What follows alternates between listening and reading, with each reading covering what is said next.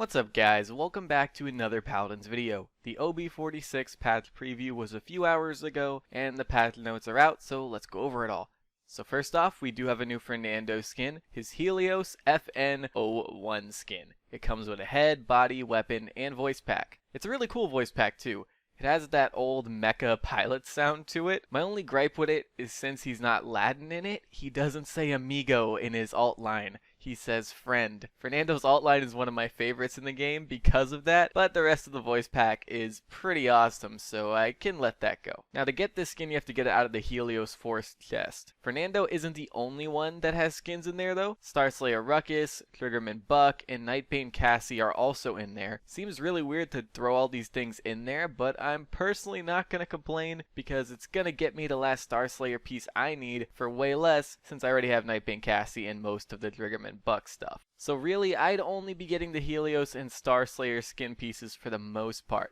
I can understand why some would be upset by this though. The whole chest for skins thing isn't something that's widely loved. I want to throw in here that they did tease making the Colossal chest bigger in the next patch. I'm pretty curious to see what that entails. There's also new test maps, Moss Garden, Salt, and Sunken City. Sunken City Salt was an old map that got taken out, so it looks like they honored its memory by naming two maps after it. Now let's get into what you are all excited for, the new flank, Lex the Hand of Justice. He isn't a cowboy. I was hoping for a cowboy, but this is pretty cool too. I was really worried about this guy because of his aimbot abilities, but they did a pretty great job at keeping them balanced. His abilities are all pretty cool. So first off, we have his primaries. He has two dual magnum pistols. Together they both have 6 energy bolts. Not bullets, like little blue energy bolts. At least that's what they look like. They do about 800 to the body and 1050 to the head.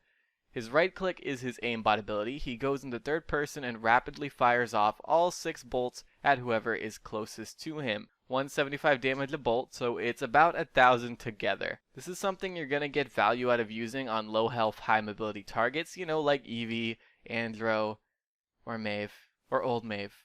Not current Maeve. You could kill current Maeve with a rock. Anyway, his F is a combat slide. You slide forward and you're able to attack during it. You can even use your right click during it. This is exactly how I wanted this ability to be. I bet it's going to feel really cool to use, especially since it's only on a 3-second cooldown. Man, people are going to complain about that all over Reddit, huh? As for his Q, it's a pretty unique ability, so it randomly goes on an enemy, and when it does, you can see this enemy through walls if you're close enough to them. Killing this enemy also gives you bonus credits. So 30 is the base, and that scales up depending on how high a kill streak they have. When you die, the mark goes to the person who killed you last. Pressing Q again will put it on another random enemy. This ability has a 30-second cooldown. Finally, we have his ult.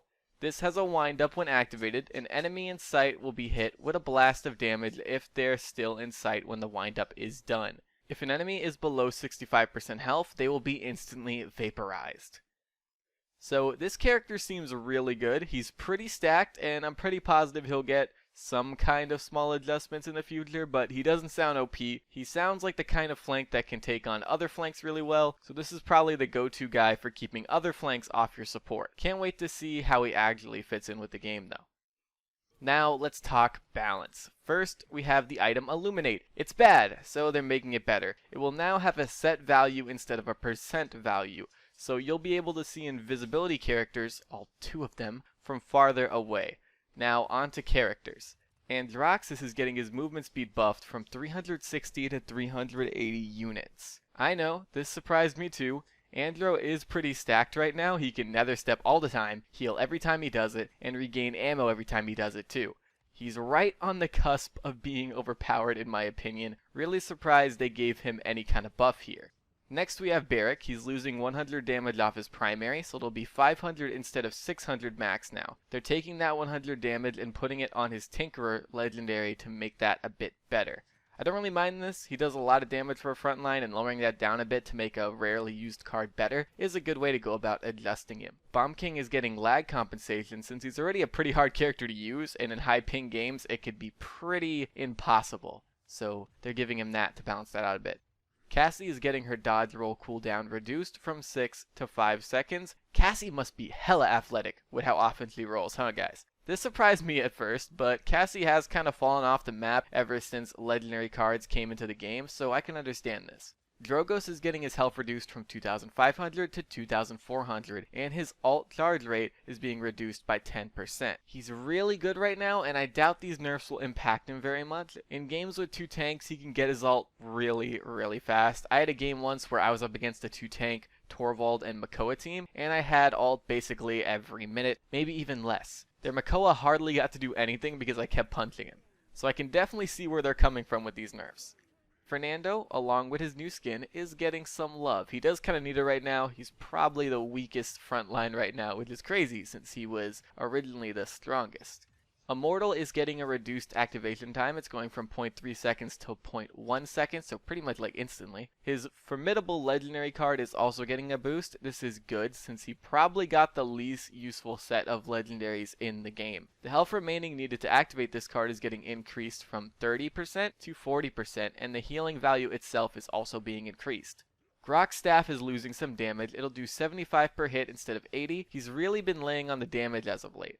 Inara is getting some much-needed love. Her health is going from 4,400 to 4,500, and Earthen Guard's cooldown is being reduced from 12 to 10 seconds. Her ultimate is getting a boost as well. It'll now do 500 instead of 200 damage.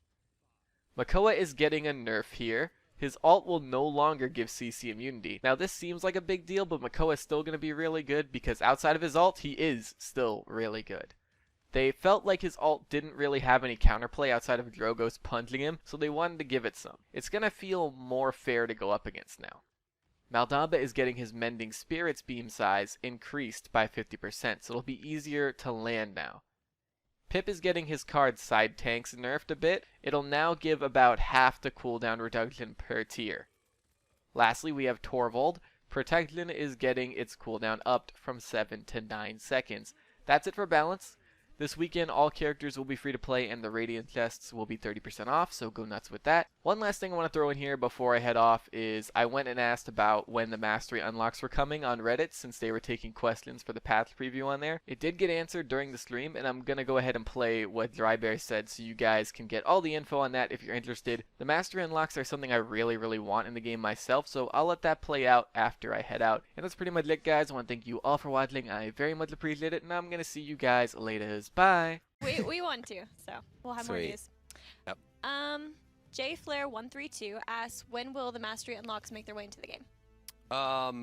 We're still working on that. The hope is soon. We actually have, like I said before, we have some pretty cool ideas on how to tweak that. Right, we're not going down the kind of the precious metals route. We actually have a pretty different route that Thomas would be able to talk about once we actually come to fruition there. But it's really interesting, really unique, really cool. And it's a cool way to kind of have that. And we actually are filling out almost all the slots between 1 and 25 for Champion Mastery Awards with individual rewards all along the way. So we have some really cool ideas coming along with that. Obviously, we'll have multiple sets of Mastery skins that have some pretty interesting presentations. And then we'll have new ways to customize your character, potentially titles or ways to show off during the top play screen. Different kind of ways to customize that and different have options. So that's coming along. Awesome. If you get top play, you should be able to VGS you only. Only you? Top play. Everyone, and everyone hears you. Yeah, and everyone hears with it. no spam protection. Exactly. Just, yep. Have a kerfuffle. Have a kerfuffle. Have a kerfuffle.